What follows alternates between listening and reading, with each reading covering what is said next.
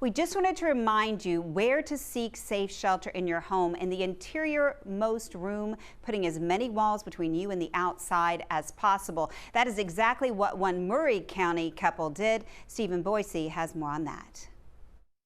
I told my wife, I said, I'm just gonna go outside and check. She said, we need to get back in the closet. It's probably gonna be the most secure place. There's no windows around. It's totally isolated. It was actually in front of the garage. So I mean, we had several interior and exterior walls around us, and it probably went 5 minutes later. We heard the wind. It just made a different sound. And I looked at her, and she said, "Here we go, it's here." We felt something pick us up, and just completely slam us towards the back side of the house. I landed on top of her.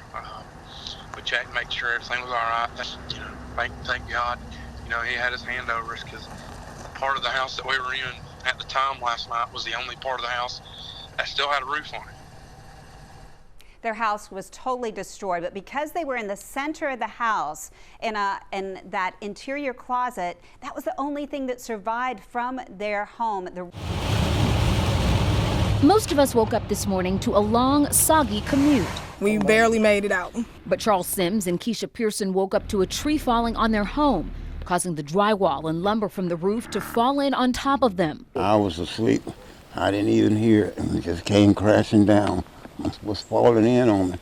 Across the hall, Charles's niece Keisha was busy getting her daughter ready for school when the tree started to fall. I started to hear a crackling, big boom noise, and me and her immediately ran out of the bedroom. And as we were running out of the room, the house started to shake once the tree fell and started to collapse in the bedrooms. They made it out with not much more than a few scrapes, but Charles was underneath it all for some time.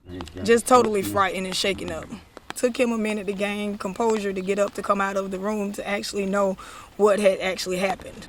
He's lived here for 37 years without making a single insurance claim.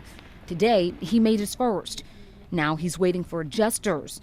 And with storms expected to worsen this weekend, he has little time to secure his home. I have to get a tree surgeon, a true tree removal service rather, to remove the tree. I guess we'll go from there.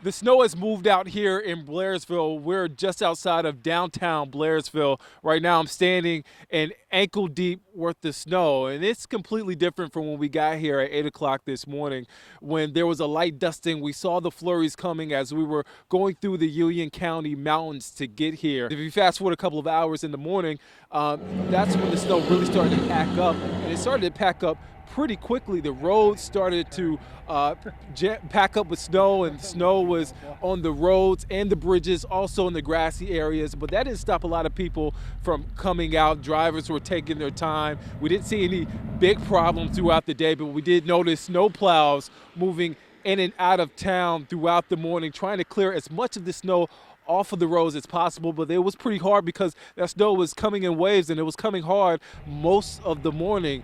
And again, we talked to people that were here, and this is the first snowfall of the year. A lot of people are excited, and a lot of people told us they were not fazed by the snow because they're used to it. Oh, I got a Jeep, so it don't bother me.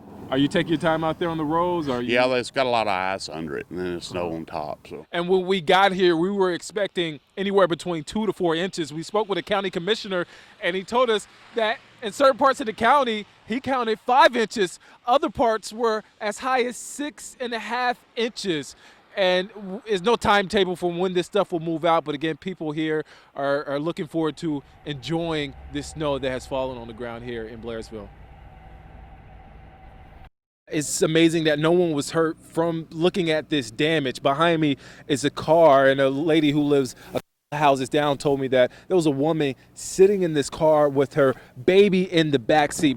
You can see this car seat is still in the car. When the storm hit, a tree fell and smashed through the car. Luckily, they were okay, and they walked away basically with no scratches.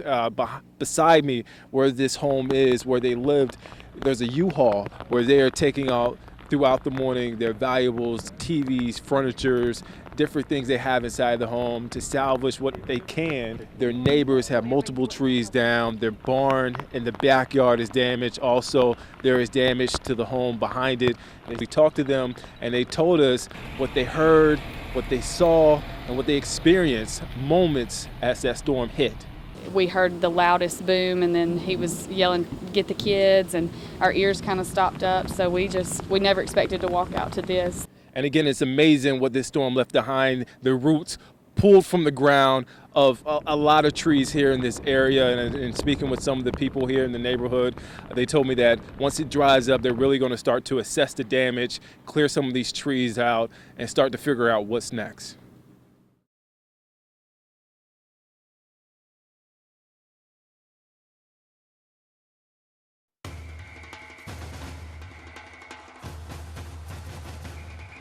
I hope that I can be an inspiration to others. So this medal is for the people who come behind me and get into the sport and hopefully find the love and drive to get to this point.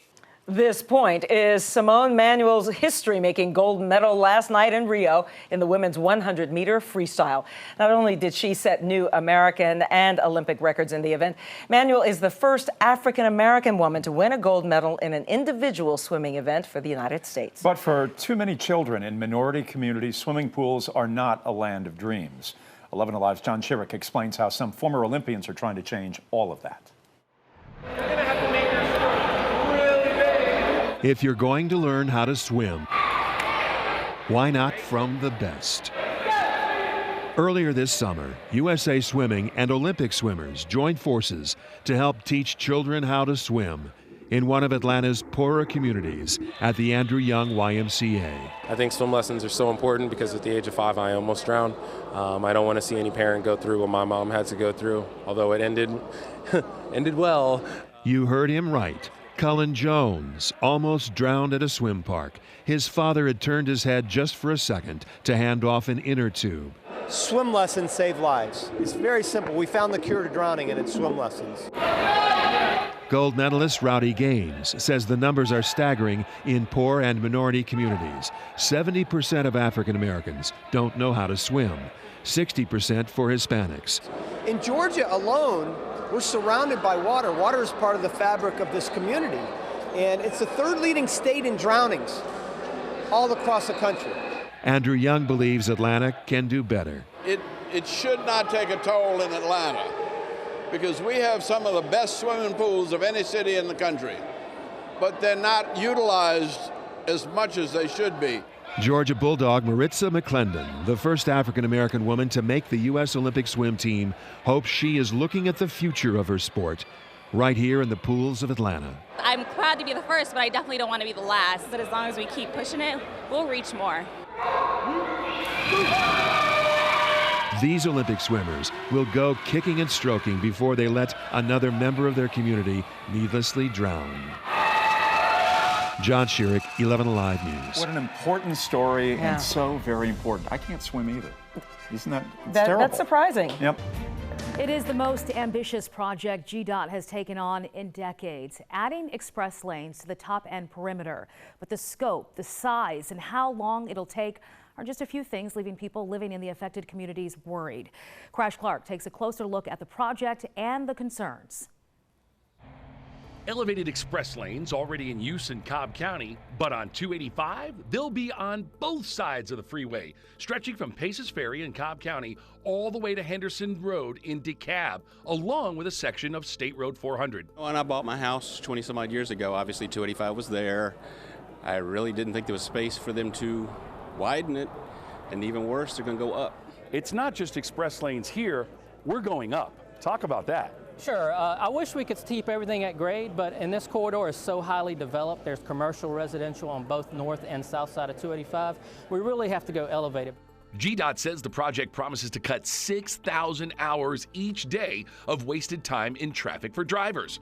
That's because they'll be adding 79 new lane miles. It also hopes to cut travel time nearly in half for transit vehicles and hopefully make 285 safer. But when it's towering over your backyard, it's a little hard to see the benefits. I thought of trucks 25, 35, 45 feet above my house. It's not the view I really wanted. And we're mainly concerned right now about the noise. Noise affects our life, our property value. And many of the folks we talk to feel like they're just not getting the answers they need. Still very early. A lot of the questions I asked were not fully, the answers were not fully developed, which is disconcerting because I'm very close to the impacted area, and that's what I'm trying to decide to make decisions on what to do and whether to stay or not. You can rock to the rhythm, you don't stop. Rock to the rhythm, you don't stop. You ready for some action? Turn it up.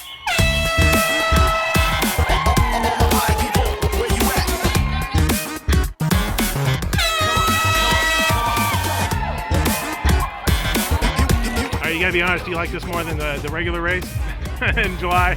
In all honesty, this is a lot more fun for myself and our staff to see just the look on the kids' faces as they come across the line here. Coming in hot, way to go!